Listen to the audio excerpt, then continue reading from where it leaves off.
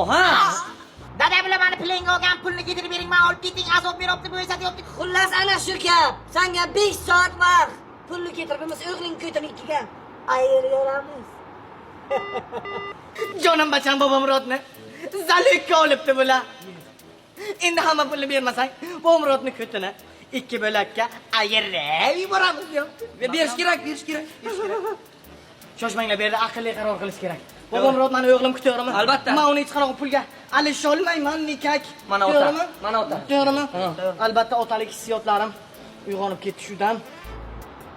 Sizlar perjivot qilyapmanglar, meni o'tam normal punktualniy odam o'zi pullarni olib keladi. Men u bachasini ko'chaga tashlab qo'ygan odam emas u kishi. Otang telefon qilibdi. Men gapiring. Alo. Alo.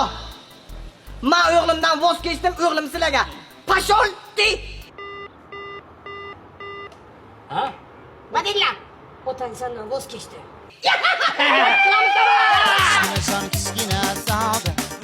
Sendan voz kechi yordi otang. Kimni yordilar? Voz kechdi deyapman. Dadam bana Yig'lama. Siz shular. Sizlar mendan voz kechmaysizlar. Hech qachon voz kechmayman jonim bacham. Dada! Jonim bacham. Dada! Tushunmadim. Xuli ota bacham ishlariga aralashyapsan. Sen tilingga javob ber. Ha? Javob, chop magazin bo'ldi. Til nima qilasizlar? O'ra qilib men bo'lib kelaman. Qachon? Nima olib kelay? Tilimni olib kel. Tamom ketdim men. Magazin ketaman. Bas keladi. Kelmasa-chi?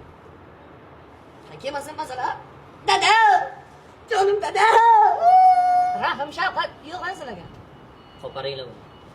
İbi. Kichkina sog'i, meni yorim kichkina voydodi, kichkina jon